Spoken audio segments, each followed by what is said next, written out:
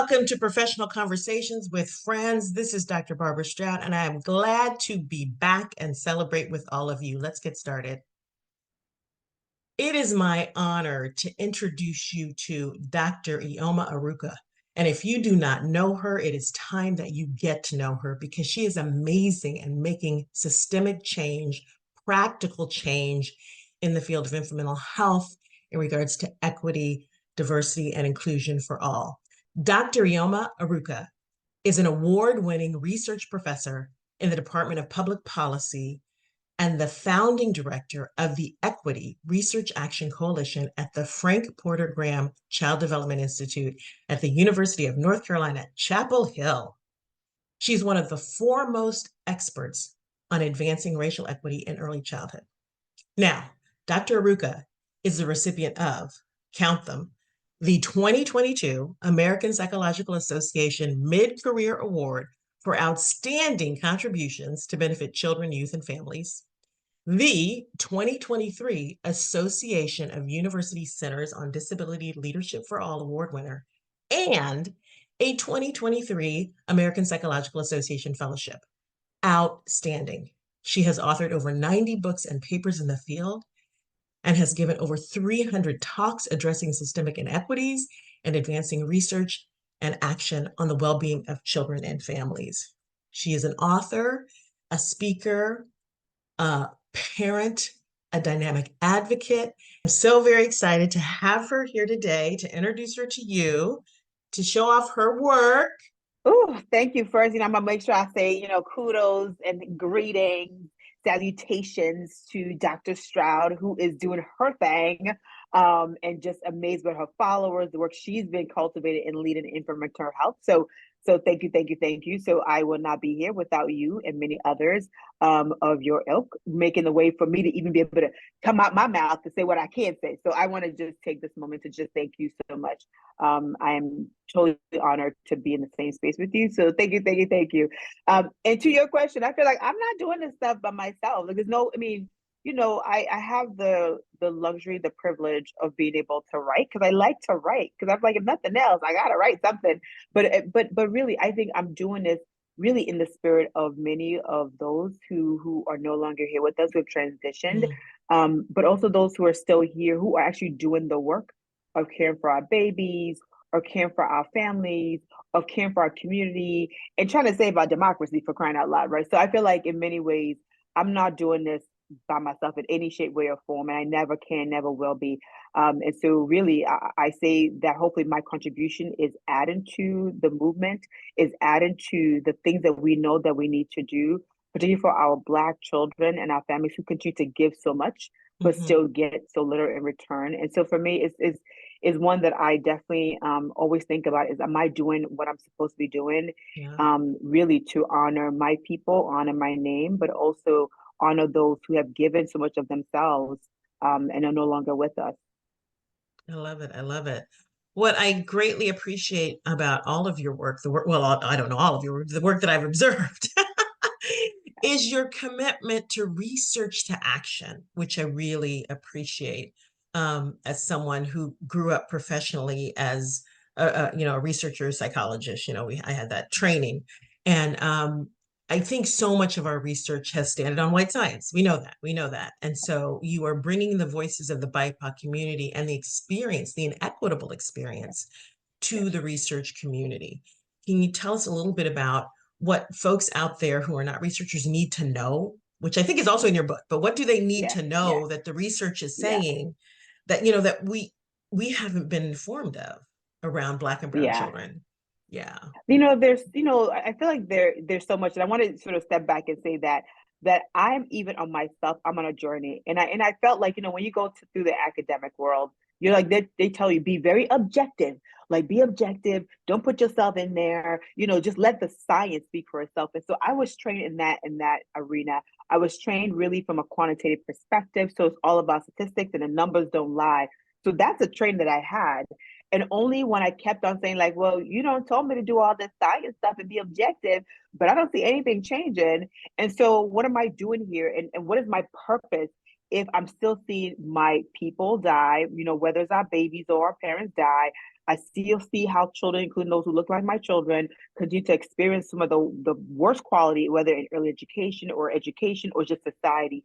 Our health is not getting better. Our wealth definitely didn't get better. So I'm supposed to now believe you, the science, to tell me what to do. So, but it took a moment for me to sort of take a step back and really question the authority of academia in many ways, right? To say, am I doing what they tell me to do, or am I actually leading into my personhood? And so for me, so that's the journey I'm on. And so part of it was to say that I can't just do research to pad my CV, our curriculum, but I can't just do that. Like, it's already padded. Okay, I've met the criteria to be professor and all of that stuff. Okay, I've gone through the hoops, but what am I really doing here, right? So in that moment in time, for me, is now saying, what should I be doing to make sure that I'm not just sitting here warming up a seat? How am I contributing to the betterment of my people, my community?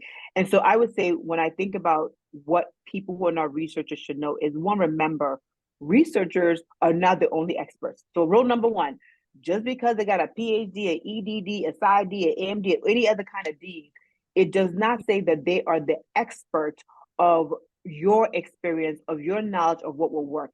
Yes, we have some experience and knowledge that can be brought forth in concert with those who are living it, who understand it, who have been fighting all that. So I do believe that there's research is a tool that could really help. But it's also important that for those who are not researchers, to also query the way research has started, the way it's actually positioned Black people, especially, as less than. Remember the whole brain science, the eugenics, that basically said Black people are not even humans, we're sub people. So you are totally fine in enslaving them because they're sub people, they're sub personhood. And so remember, the science has been what has been part of really creating oppression and stratifying us in many ways. And so for me, I always say, be really careful who you give your authority to and who is the expert. So as you sort of engage with researchers, it's query, what is your intention? What is your theoretical framing, right? If your framing is really about Black people, poor Black people, or brown people don't know any better, and I'm here to fix you and your people because you know no better, then you may have to question whether this person, this group, this university, this researcher is really here to fight for you or to extract and use you. So it's really important that you are really clear-eyed about what is the positioning and the perspective of researchers. But then as we look at sort of the research for young children, we do know that the early years really matter. And so it's important that we understand that that's when children develop their language, a lot of regulations being, formed, right? So whether children are able to attend to information, trauma can impact children's development at that time. There's a lot happening in the early years, and it's important for us as parents, community parents, educators, to understand the powerful role we play in supporting children's healthy development in the early years. But it's also important that we recognize that it's not fatalistic. So yes, some things shape children's brain and development, but doesn't mean that, oh my goodness, we should throw this kid out because they experience all this trauma, all this pain, their parents are poor, and so we should throw them out, right? So we should be careful that we don't basically create this fatality because children don't have the perfect family in the perfect community with the perfect education, right? So we should be careful of that. But what we do know is that Black people, Black children, we are still struggling with getting access to the best quality, culturally grounded education. Remember, they still give us not the best, even the best that I don't think is the best for us. They still don't give us the best, even when it's universal access, right? In New York City, for example, they're like, oh, here's universal pre-K. But somehow or another, the Black and brown kids end up in the programs that they say is low quality, right? We still see our kids being suspended in one end or expelled in the other, starting at the age of 36 months, right? And so the access point is still troubling. The experiences they have for us is still troubling. And of course, we have to question the outcomes. They keep telling us that our children don't know how to read, they don't know how to speak, they know how to think, and they know how to sit still, right? So we have to question whether the data they're telling us is maintain a narrative about the sub-personhood of our children. So when you think about children as less than, that means that you're not worthy of anything. So I think we have to continue to question the science and the narrative that the science continues to bring forward. And how the system has been designed to perpetrate that narrative. Right. Girl, right. And when you said sit That's still, who made up that rule? See, I don't even think kids are supposed to sit still. Thank you. Why are we asking 3-year-olds to sit still? That's, to me, that's developmentally Sit, inappropriate. it is, and but we see that often, right? We Yeah. see them say, "Get in line, sit still," crisscross applesauce. Like we see the routines, and I think that that's in what you see in mostly publicly funded, a lot of Black majority schools. And you Mhm. have to ask yourself, why do we have 3-year-olds exactly to sit still when their body is meant to move? Like as Mhm. people, Mhm. we move when we're talking, we're like this, Yeah. right? Right. And so to ask a 3-year-old, a 4-year-old, even a 5-year-old or 7-year-old to sit Yeah. still when they know that for me to learn, my Mhm. body, my Mhm. soul is part of that learning. Mhm. And I think what it does, it says we're trying to create you to be able to be subjugated. Right. We're trying Yes. to create you so that you are going to be able to Mhm. live in an environment where your body and your mind will be controlled. So you have Oh, to get ho, used to ho, that. Because ho. again, if you think about Yes. the early years is a Yes. period when a lot is happening. So if I can train you early to know that you have to subjugate yourself to literally be imprisoned, either physically, emotionally, mentally, whatever. If I could do that early, then kids would be trained to just follow rules, obey the law, obey people, obey whatever they want to tell you, Mm. and you never have a mind of your own. So to me, I worry about whether there's some other issues when we force kids to not exactly engage in what is their natural ability to move and be curious and connect and all that body movement that really is actually African centered and very much part of our culture is moving Yes. and sharing and joyful and all that is just who we are. But to force you to be the opposite of that is a problem because then they're going to Mhm. deem you as oppositional, as Ooh, defiant, and then it creates exactly. all this cascade, right? So we have to continue to Mhm. ask, who is this built for and what is the purpose? Ooh, girl, you're going deep, deep. I hear you Man, though. you got me out here. You got me out here. I hear you, and I think our parents need to hear. I also want to, and I'm sure you would agree. I want to shout out to early care and education providers, to all teachers. You're doing a Right. wonderful job. You are in a system that is broken. In fact, we're all in a system that is broken. We are in a system that's inherently racist, and we have been conditioned to believe certain things that are false narratives, like you said, the subhuman nature of the descendants of Africa, the former slaves, and often people of darker skin being somehow That's right. subhuman or intellectually Right. inferior. That narrative runs That's through our right. nation, all right, in the Yes. United States of America. So we have And to globally, really. yeah. And I like to frame that I'm speaking here in the US, but yes, I do defer to that as well. And given that narrative, confronting it is the first point to change. And until we admit that narrative is real and we confront it in our research, in our policies, in our educational placement of students, in why we have such an exhaustive and expensive special education program, not That's against right. special education, but a teacher and the system should educate everyone. You shouldn't have to get That's an right. IEP to get adequate education. So that's Yes. another way to allow kids to not get Right. access, is you make a very cumbersome Right. process where some Yep. families who simply are not savvy at the system, Yep. don't have the opportunity to equitable education. So why are we not making education accessible to everyone versus having special ways or unique Right. contracts or Yep. individual education plans for only those children? No, let's teach Right. everybody. That's right. And That's right. let's That's right. resource teachers and classrooms so that they Right. can teach everybody. That's right. Because right now teachers don't have the resources they have. And that is an injustice to That's all children, that's right. and it's an That's right. injustice to our emerging workforce. That's right. That's And right. when we sort of start at this place where you don't get to be your authentic self in preschool, what do you learn, right? What do you encode psychologically about your own That's right. identity and who you are, and what are the values and attributes that are accessible or valued in the United States? And perhaps you don't carry those attributes. So what do you begin to think about yourself? Again, That's right. all early That's conditioning right.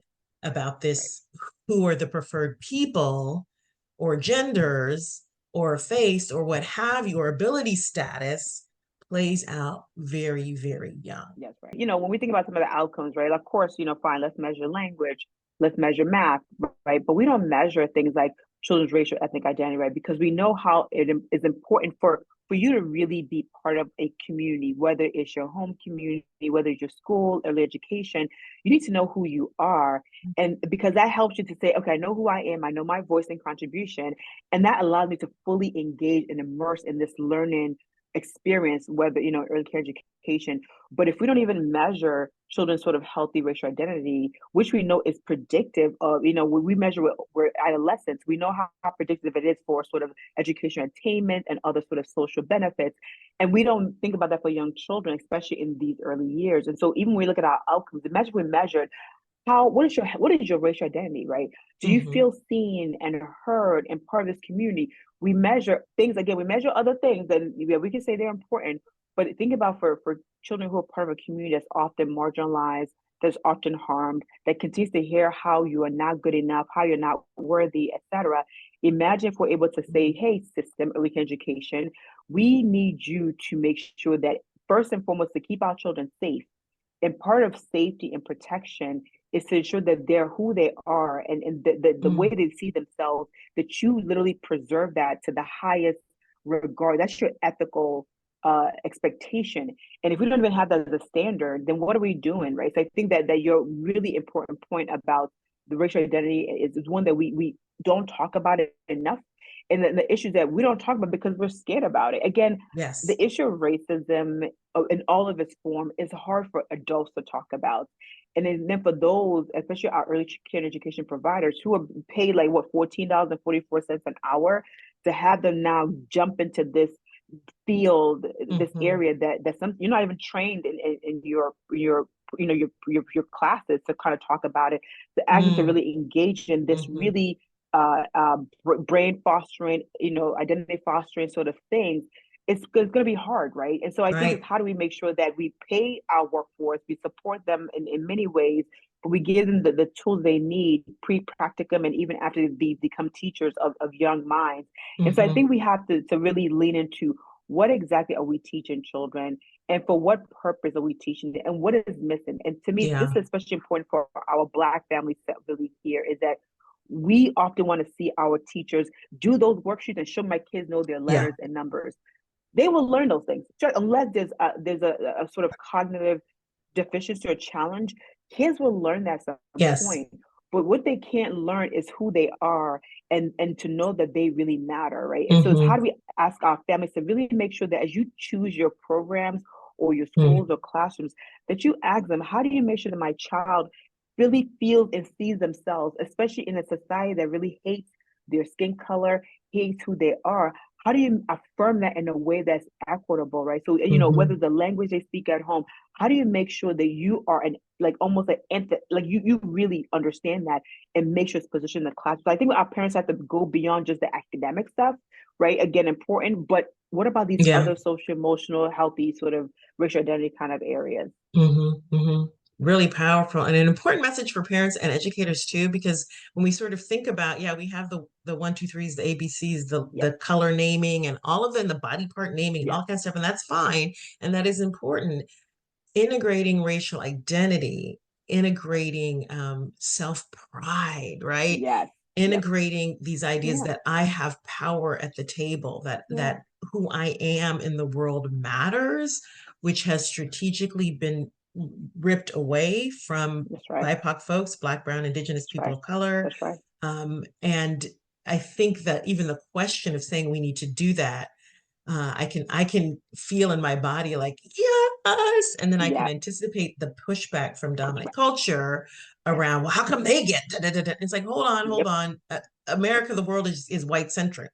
It is. That's right. That's It's right. all That's of the right. attention That's and the right. power and the resource That's right. goes to that That's right. community. Whether, and I don't mean people, I mean the system. I mean the white That's right. supremacist system. I don't mean System. individuals System. necessarily. That's So right. this is not anybody against anybody. It's that there are systemic pieces that have been put in place to keep That's right. certain people to have access and other people to have limited access. That's right. And see, then I go because my mind goes to, if you have to work so hard, you have to work so hard to That's right. prevent me from being at the table. What are you That's powerful. afraid of? What are you? And that's to me that. But this is where I think for the U.S. when we think about our kids, and people were pushing back on, oh, you can't talk about race with young children because they're young children. Like kids know race. They may not have all the terms, but they know it. And I think that's the underlying issue, is that Mhm. the fear of quote unquote the unknown, right? The fear of what Yeah. would you do if you got power? Because I already know what I did to you and what I'm still doing, right? And so I've created a system, and of course, individuals help to maintain the system, right? Mhm. And so when they're like, "Oh, I didn't know, I don't know, I have this," okay, as long as you are silent, like to me, your silence is still your action. And Mhm. so individuals have a role to play in dismantling systems that are oppressive, right? So we need to be able to, and so for early educators, right, that I know that there's a lot that we ask them to do, but part of that they have to make sure that they're not sort of uh, propping up systems that are harmful. If you know for a fact Mm. that the tools that we're using to measure kids is not capturing their full strengths, if you know for a fact that the curriculum barely mentions anything about race and racism and anything of Mhm. that sort, if you know the pictures, the images you have are mostly, from the dominant culture, to me, you're sort of propping up the system without challenging it, right? And so it's Mhm. important that even though the system exists and is going to operate with or without us, right? Is Mhm. that we as we are individuals, we still have a role to play where we can actually disrupt it, whether through questions, whether through introduction of other perspectives, right? We still have a role to play. So I hope people do understand that the system will operate, but if we at least are challenging it in many ways, and that's why in some ways I appreciate social media. Again, it ain't, give or take. Now it's not everything, but the fact of you Yeah. have the ability to sort of have Black Twitter come and comfort people, bring facts, right? Bring, real truth to what we've Mhm. always known, but really didn't know the worst for. So I do think that the more we are knowledgeable, the more we build community, but the more that we are focused on at least telling the truth and telling the truth to our kids early, right? I shouldn't wait till the age of 25 to go back and re-educate myself about the deep and dark history of the US, the way the tax code works, all these things that we should really be teaching our kids so that as they get older, they are now they have the knowledge and the power to make changes, right? So I just feel like there's things that we can begin to do early Mhm.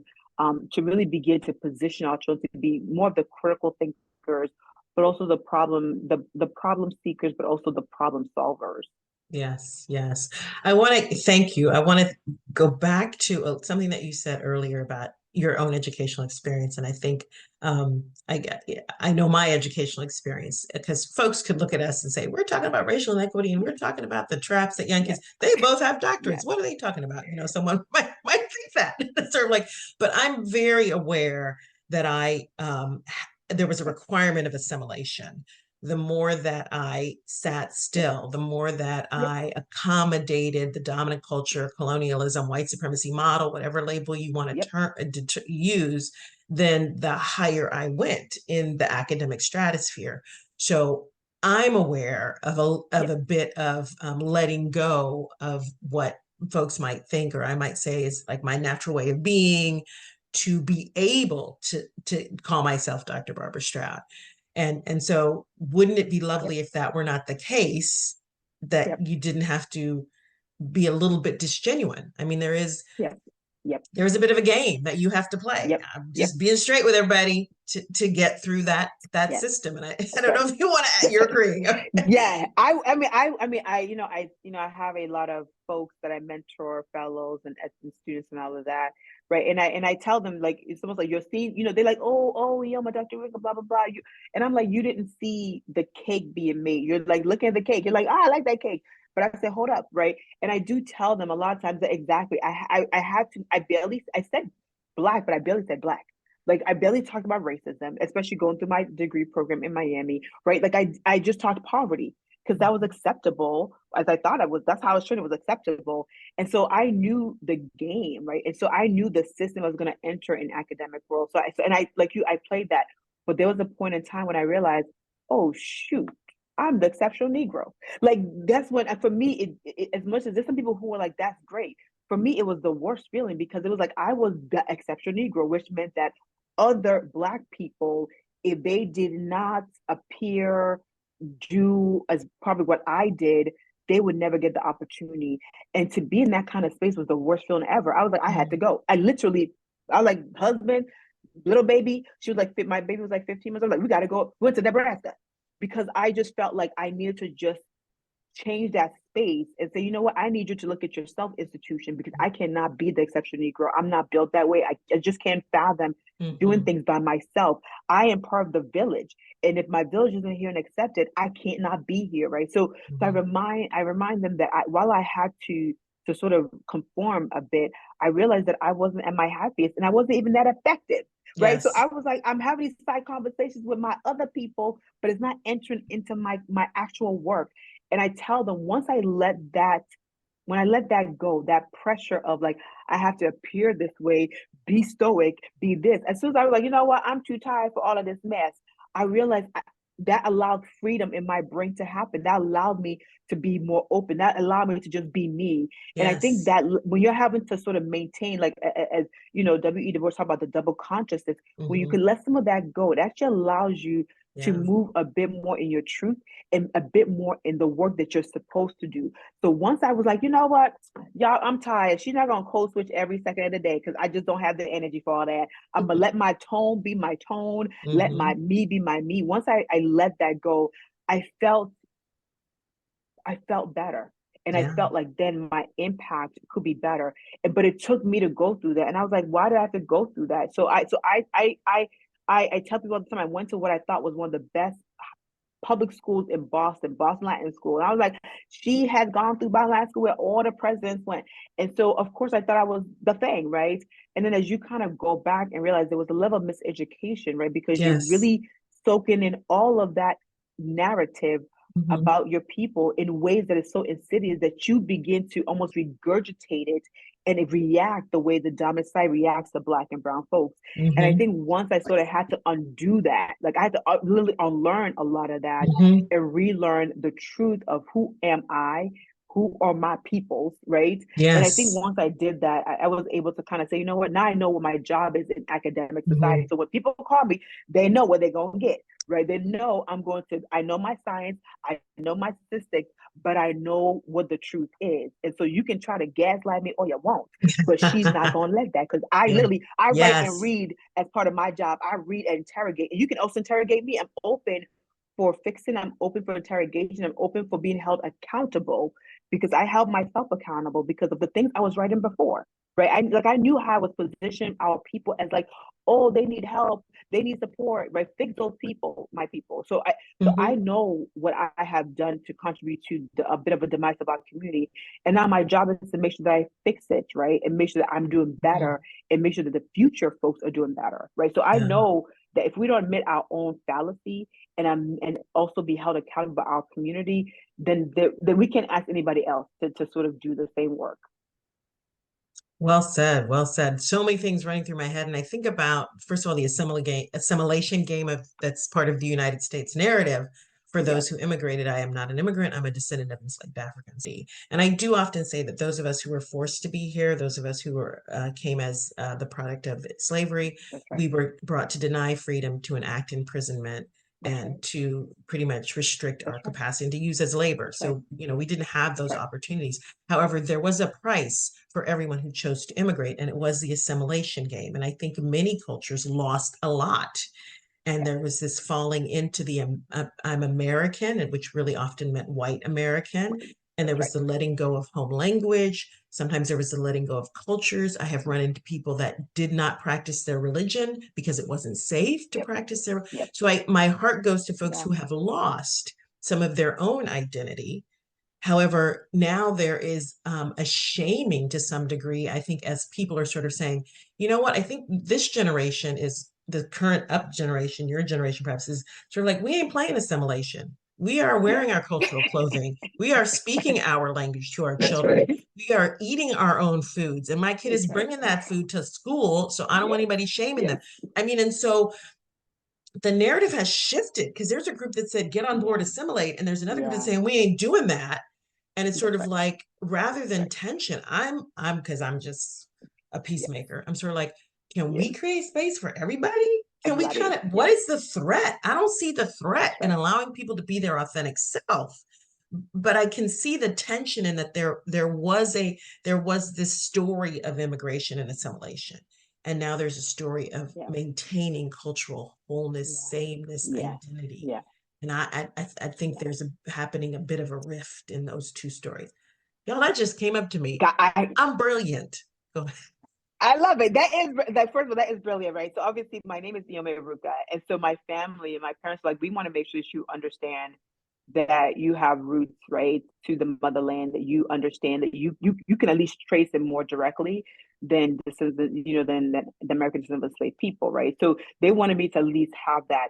Even I would argue that they really wanted to assimilate that they didn't even want us to speak the language, even though I'm like they could have. And I tell my mother that was probably one of your biggest mistakes as a parent that you should kept you spoke the language around me, but you never allowed us to speak it, right? For Mm, again, I think so there's a cost to that, right? Even the idea my name is Nigerian, right? But many Nigerians don't even think I'm Nigerian, right? So there's the loss of that in many ways. But I think your point about immigrants choose, right? Again, the reasons, right? Many they're different, whatever. But immigrants, and they choose to come to the U.S., right? And those who come, their status is a little different, right?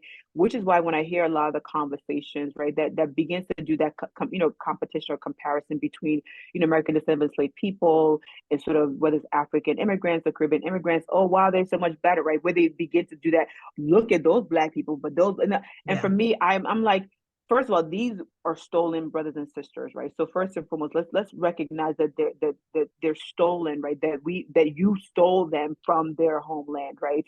And second, I think it is important that those who are immigrants in many ways recognize that you didn't experience those sort of intergenerational oppression at the Mhm. same level, right? There's a level of freedom that you have that when you can actually trace your homeland. There's a level of you have the limited trauma in that you literally know where your family's land is. Like Mhm. my husband's Bahamian, he can tell you at least where his family, at least when they got dropped off early, but he can say where they are. So there's something about that. But when you're, American enslaved people, there's a level of trauma that's still in the blood, and I think that there's a level where Black people across the diaspora have to recognize, and there's things that we would never be able to know, right? We will never be able to know that. And so when I think about my work around Black children at large, right, part of it is that I want to make sure that we recognize and honor, right, those who are American descendant enslaved people, because I think that there's something uniquely both beautiful, but also one that we have to help fight for, right? So things like reparations, like to me, it's like, yes, I don't think reparations from America tax dollars should go to others, should go to those who are descendants of enslaved people, right? And those who are immigrants, yes, go sue Great Britain, because Great Britain was the beginning for a lot of other Caribbeans and the African nation, right? So I think that this reparations is just who it comes from.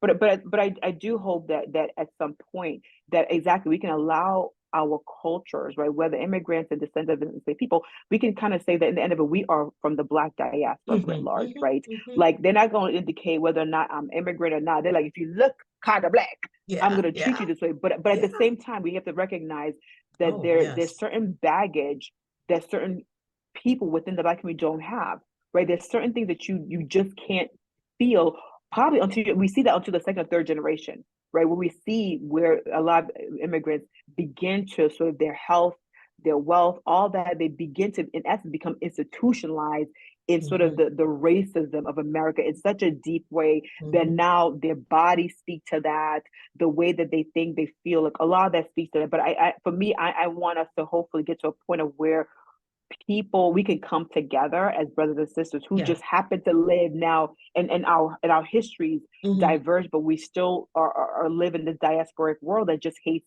Blackness writ large.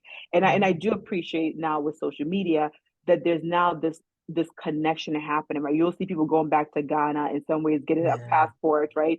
And being able to sort of see what Africa is, right? See what your ancestors Mhm. really that life, as opposed to the ways that they talk about it in America, like where the former occupier of the White House talked about, the SHIT, countries, right?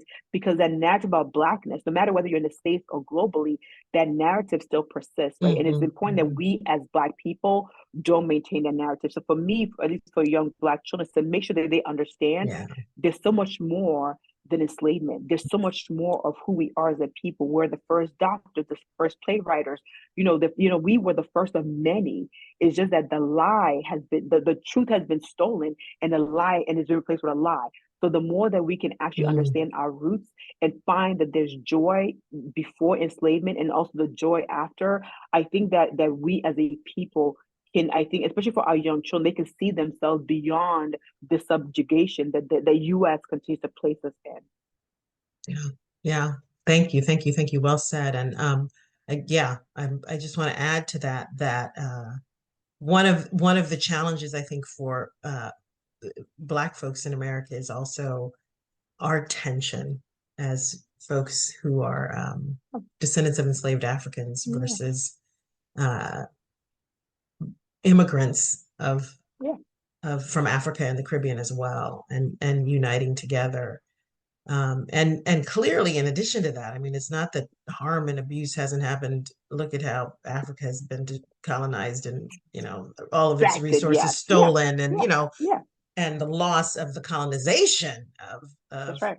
African communities, and so many other Right. communities. The harm of Right. colonization goes on and on. But let's end with hope.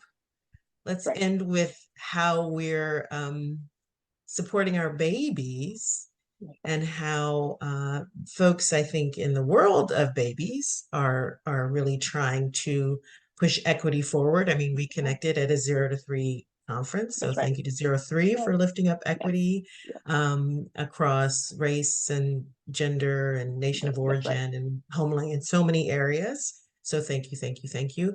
And what can a parent or a teacher do to make a difference? So first of all, we have to remember that babies, right? They don't just magically appear, right? Right. So the thing is that somehow they got to be brought to the world.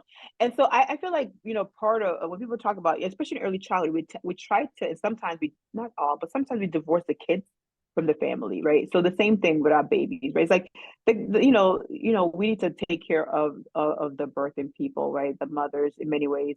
And the fact that we still have a crisis of, proportion with sort of the Black maternal health crisis is one that we can't ignore, right? Is that if you're trying to help a child, to me, the only way around that is that you got to actually help the parent, right? And the family system. And so I would say that don't try to extract the kid out. Like that's going back to the enslavement period, we literally that was what they will do. They will take a kid, separate them, all that, right? The enslaved woman is the vehicle of creating just more free labor. And so I think in some ways it's sometimes it materializes that way. So I would say for teachers, for community, for family, is that we have to make sure that especially when young people, particularly women, right, is that we have to reduce their stress load, because the infant mortality crisis that we have and the maternal mortality crisis we have is really because we're carrying so much of the stressors in the environment of the womb, right? And so now when we're about to have babies, that stressor eventually impacts the fetal environment.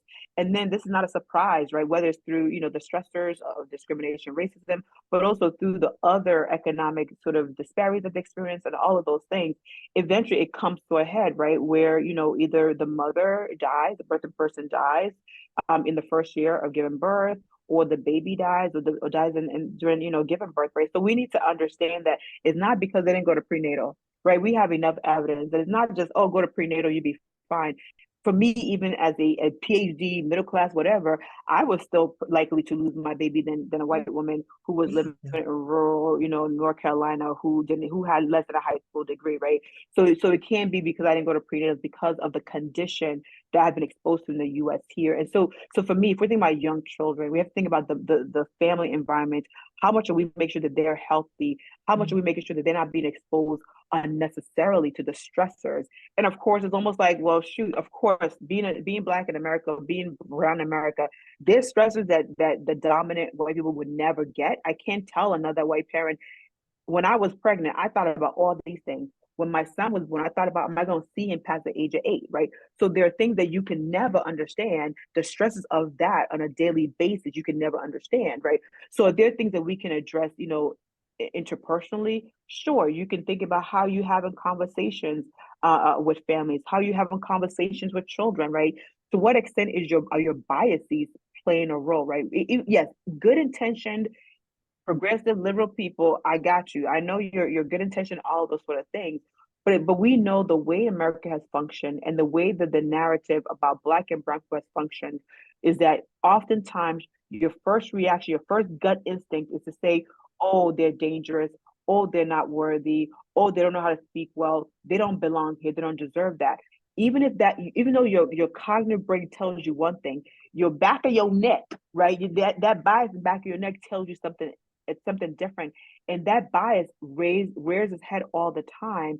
And so it's important that the adults around who are around children are like literally aware of their potential biases. Again, it is uncontrollable, it's subconscious, but you have to make it literally come to light. So that when you're engaging with a given child or children, you're like, I want to make sure that I'm talking to them in a way that is healthy for them, that I would talk to a white boy or somebody who I think, deserves it. How am I interacting with them? What kind of opportunities am I providing for them, right? Am I providing 5 minutes of time, or am I giving them 30? How am I talking to their parents? Do I just be like, hey, or do I really engage in a way that says, let me talk with you and make sure that you are just as important as my other families and parents? So to me, a lot of times we think that we're doing good work, and we probably are to some extent, but those biases play out in such a way that kids begin to actually see it. Like, oh, I see that you didn't talk to my mom like you do to so and so's mom. I see that you didn't even look at my work like you did so and so. I see that you didn't call on me like you did so and so. Kids begin to actually gather that data Yeah. and then make decisions. So even if you never talk about race, trust me, they got a whole lesson on race about who is good enough and who is not good Yes. enough. And so it's important that adults are cognizant about who's even around your kids or not around your kids. What neighborhood do you live in? Who's your doctor? Who's your pediatrician? Like, who do you often trust or don't trust, right? So kids are such scientists, as one of my colleagues, friends says, that they gather all that and they make their determination because of you adults. And I think as long as adults continue to sort of hide under this cloud of I'm a good person, yada, yada, yada, and don't recognize how racism and then biases continue to work together, then our kids will continue to get the message of who is valuable and who is not valuable. And then they continue to maintain the system of oppression that we have, right, against BIPOC communities, right? So again, kids don't need a lesson. They just get it every day, right? In many, many forms, from the what's on the bus, what's in front of them, who's standing out there, asking for dollar bills, who's riding, who lives here. Kids are getting so many messages around their environment that you may never say ever, but they get the messages, right? They get the receipts, as they say, right? So, but I think in the end of it, I am hopeful that we are now hopefully in a space where adults are having those conversations, not just Black and brown folks, but Yes. white folks. To me, white folks have to have those conversations with themselves and with their children. And we are seeing more of that even in the midst of the anti whatever. I am actually glad to see a lot more of those conversations. I'm happy to see a lot more sort of early educators begin to at least talk about the impact of enslavement, sexism and racism on early care education. The fact that we're still having a conversation post 2020 is progress in my mind. Yeah. Thank you, thank you, thank you. I just want to give a couple takeaways. Talk about racial identity. And white folks, you have a racial identity. So you need to also talk about that. Everybody has a racial identity. And a lot of times services access are available or not available based on racial identity. So we need to start talking about racial identity. You need to admit your biases. We all have them. We are flooded with information, most of which is false, and we tend to make assumptions based on the information that we have been flooded with. Start paying attention to your biases. Start challenging your own biases. And please remember, I'm not here to blame anybody. We've inherited a broken system. Racism was embedded in this nation's history from the beginning. So we have a lot of work to undo, over 400 years of work to undo. And that's going to take all of us collectively. Dr. Right. Iheoma, I'm That's so right. grateful to you. I Thank appreciate you. you and the work that you are doing. Thank Thank you. you. And same here. Thank you, Dr. Stroud. It's been an honor and a pleasure.